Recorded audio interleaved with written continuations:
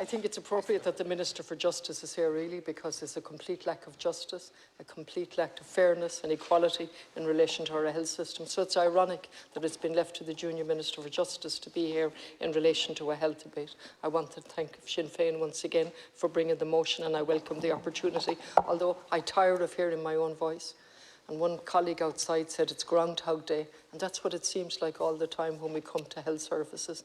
And I thought we had come to a reasonable situation where we had a committee that looked at this and came up with Sláinte Care so we could stop this continuous raising of crisis and waiting list. And that hasn't happened. And today on trolleys, Tuesday the 23rd, 561 patients, 44 in Galway. Yesterday, 516 patients on trolleys, 46 in Galway. 3rd of January this year, 77 in Galway on trolleys out of 931. And with the figures and the waiting lists have been set out, 888,000 by Deputy Colonel, and I thank him for that. And so you say, what's going on? What's going on is we're absolutely normalising a totally abnormal situation. It is not acceptable for people to be waiting 2 and 3 years for essential surgery. It is not acceptable for people to be on trolleys. We know from Dr. Hickey, who has repeatedly pointed out that at the most basic, we have 300 premature deaths per year at a basic number because of time spent on trolleys. We've said all of this over and over again. This cross-party has produced Sláinte Care, and still we're in this complete and utter mess, while all of the time the private hospitals are making profit. They're making profit on those going there with their VHI or whatever insurance, and fair play to them, they're entitled to do that.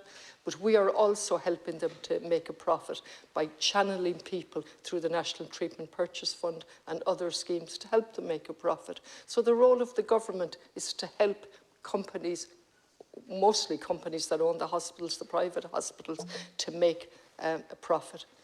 We introduced the National Treatment Purchase Fund 21 years ago. Now, you'd imagine we'd have a little bit sense 21 years later. At the time when we introduced the National Treatment Purchase Fund, I understood, like HAP, it was to be a temporary measure because of the state that the health service was in then 21 years ago. It had funding of 5 million at the time. When I looked at the funding that it has in 2023, I'm told that 240 million has been allocated to the National Treatment Purchase Fund.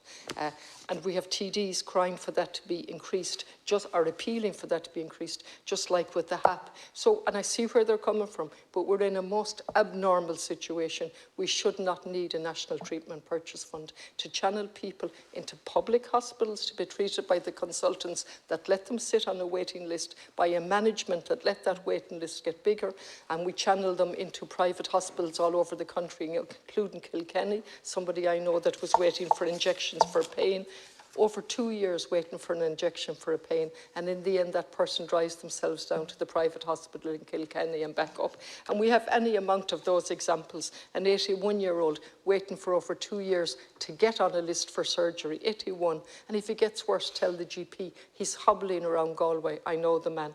And then we have a 60-year-old female waiting 2 years for urgent hip surgery. And, you know, Minister, we throw these, I'm not throwing these out, I believe in a public health system. I believe in public housing is a major part of the solution, and a public health system as of right. And yet we're not doing that. We're talking the talk, but all the time privatising in every way possible. Primary cares, Chair, if you look at them, are being provided by private for-profit companies, not owned by the state, and we will lease a certain time in those 4 minutes for you, is that sorry? Yeah. We're going to lease time in those primary care centres. So all of the time we're privatising by stealth.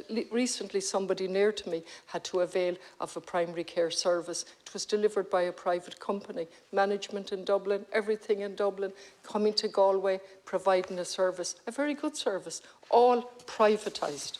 And then we look at what's happening, and if I take Galway as a microcosm, instead of taking the pressure off the hospital, a hospital that's creaking at the seams, an accident and emergency that we won't have for another few years, we had to have a temporary accident and emergency in the meantime.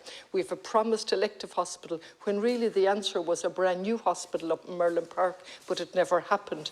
And in that situation in Galway, we have a district hospital in Clifton that could take the pressure off, limping from day to day, literally. We have a day centre in Carrow, which I'll be talking about later, in a topical closed minister since COVID.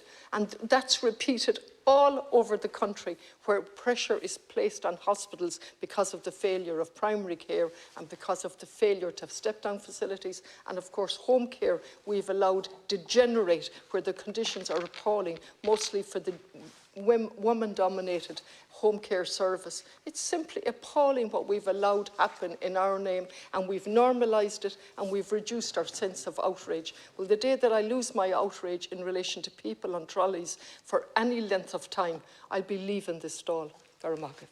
Thank you, Deputy.